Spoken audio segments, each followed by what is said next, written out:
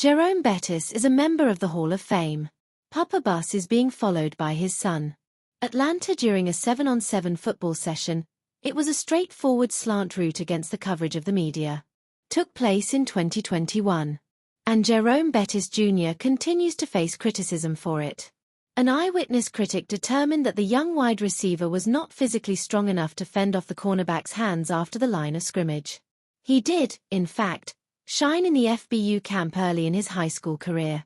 However, that one play that his father recorded on DVD is in the bucket as a lost rep that may be used against him or as a lesson that lasts a lifetime. It figures. The loquacious father, Hall of Fame running back Jerome Bettis, is not one to mince words when compelled to make a point. "We went over it in the moment, we went over it when we got home," Bettis Jr. recently reflected. "And we just went over it a couple of days ago." His father's Alma University, Notre Dame, is where Bettis Jr., also known as Rome, is currently a freshman receiver. However, it was clear that there is no time limit on the bus feedback when he and his well-known father spoke with USA Today Sports in the basement of the family's suburban home in late May, the day before the child returned to college. You could call it one of the perks of being raised by a father who is remembered as one of the best football players in history in Canton. And then last fall, the pass was dropped against Collins Hill High. It is Rome's greatest regret from high school, according to the 18-year-old three-star prospect who excelled at Woodward Academy. "Let Papa Bus explain. You've got to make the big plays," Bettis preached. "This could have turned the game around. You, being the guy, you have to think that way. Every opportunity, you have to seize. And this was an opportunity that he let slip away. You have to make the difficult catches. That's what you're going to be gauged on.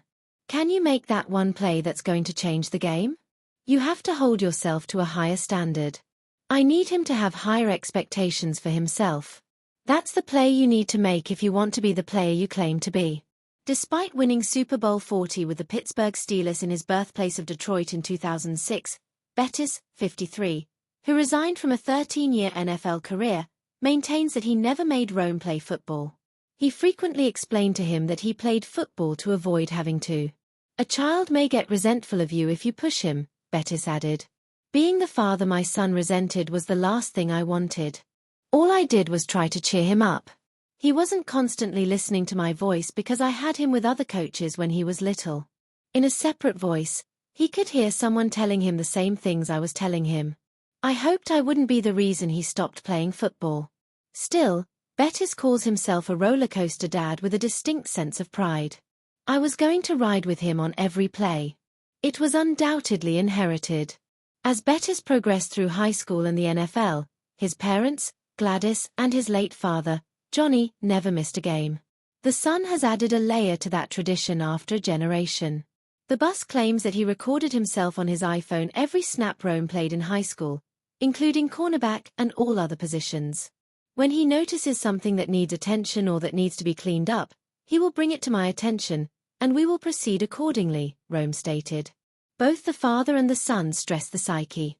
Rome cites his father's counsel of being purposeful and keeping a routine for his strategy, but Bettis emphasizes the value of a psychological toolbox to handle hardship during competitive situations.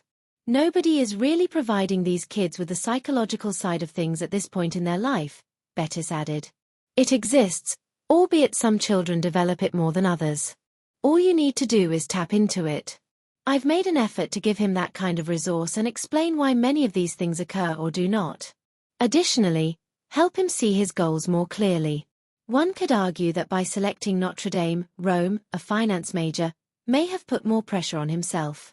Though he says he doesn't feel any more pressure due of his father's heritage in South Bend, he did consider Duke and Texas A&M. "Yes, my dad's influence did play a role in my decision to attend Notre Dame, but not in the way that most people would assume," he stated. "The way Dad and my mother raised me was the deciding factor in my choice. Only a portion of the equation is represented by the acknowledgement of his mother Tramika and the scholars she and Jerome emphasized. His 20-year-old sister, Jada, a rising junior at Notre Dame specializing in strategic management, is another important hook. However, if her father didn't return for a semester in 2022 to finish the courses required to acquire a business degree, just 28 years after he left for the NFL, Jada might not end up attending Notre Dame. Bettis became a full-time student who adjusted to a strong reliance on technology that didn't exist 30 years ago. He commuted to South Bend and would fly back for weekends. "I had a steep learning curve," he remarked. At the time, Jada was a junior in high school. Bettis was granted permission by his lecturers to spend a day with him in order to give her a taste of college life. "She got a chance to see the campus from a different perspective," Bettis said. "She had always gone to games with me, but she saw it from a student's perspective, which led to her to take a class in the summer. She was there for 2 weeks and fell in love with the campus. She also had a significant impact on his choice of school. Quite a cascading effect.